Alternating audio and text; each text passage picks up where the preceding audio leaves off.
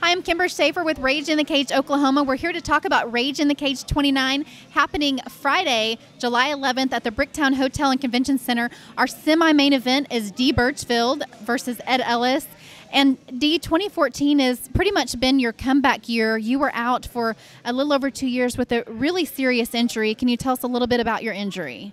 Yeah, I was out 2 years. I had both my shoulders redone, both my knees redone.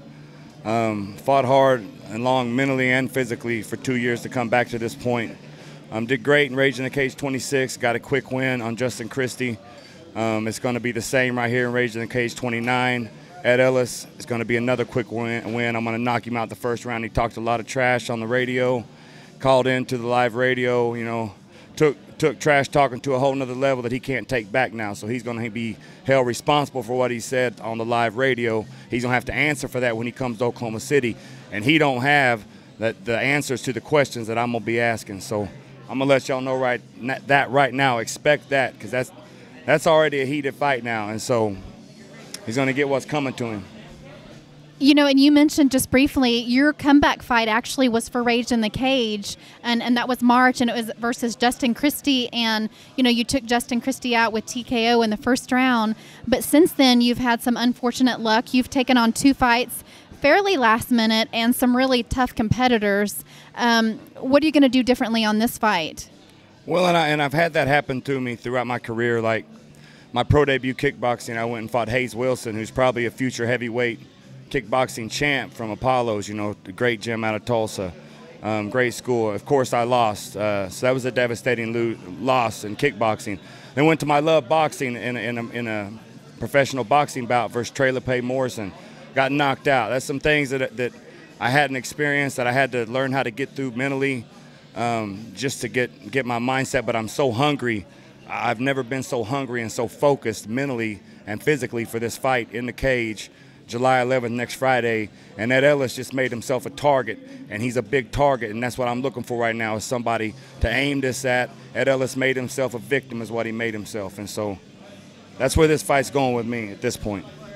Well, you know, I can definitely see just from talking to you tonight that we are going to have fireworks in the cage during that fight for sure.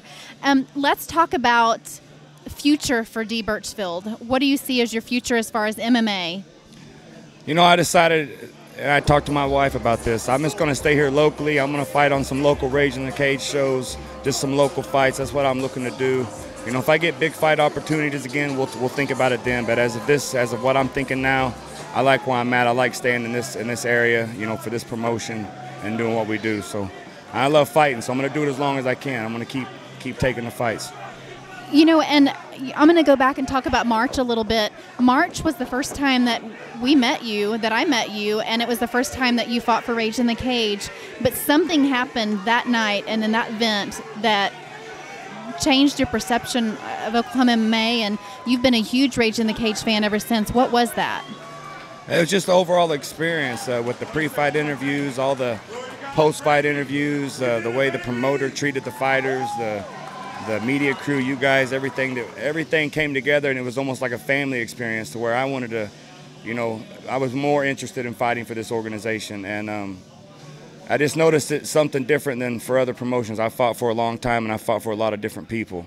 But the Rage in the Cage, when I fought Rage in 26, it really makes your local Oklahoma City fighters, you can really feel like you're some home team, or you guys that just live right outside the city, man. It really feels like home team when you're right here fighting for Rage in the Cage, and that's a good feeling to have when you're a local fighter. And I know that fight happened for you kind of last minute. You were expected to fight on another card that fell through. Tell us a little bit about how you actually ended up with Rage in the Cage that night. There was a charity fight that was for Josh Kidd, the firefighter who passed away, and the charity fight fell through. Rage in the Cage picked up the tickets and held an event, and so the fighters that were set on that charity event card got put on Rage in the Cage, and that's how that relationship started. So this will be a super heavyweight bout as well. I'll be fighting up. I normally fight heavyweight. I'll be fighting up again 267, 270, and I'm giving up to my opponent 325 pounds. So I'm giving up tons of weight for him to not be taking him lightly. So as long as he knows that,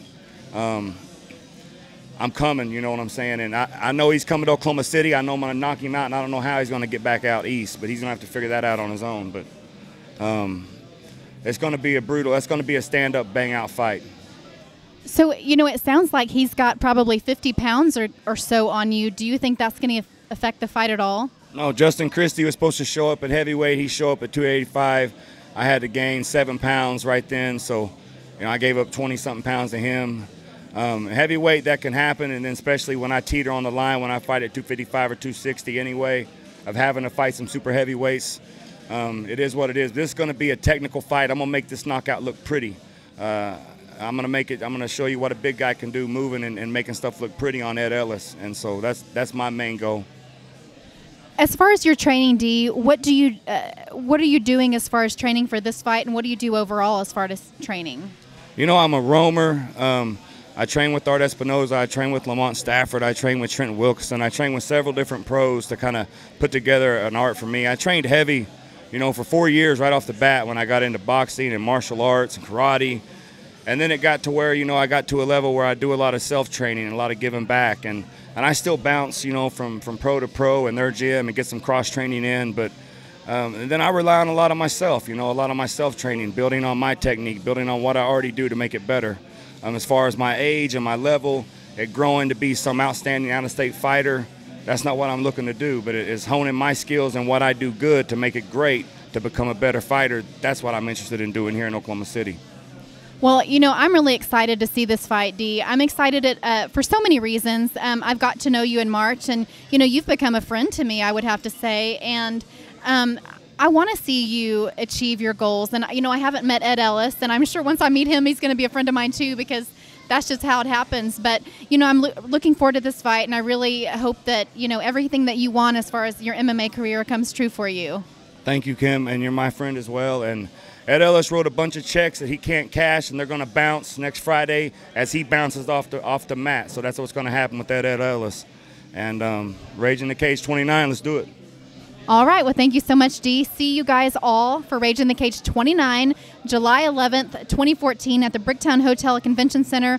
Thank you to Twin Peaks for sponsoring our pre-fight interviews, and we are so thankful for them, and they are doing our weigh-ins next Thursday. So thank you so much, Twin Peaks.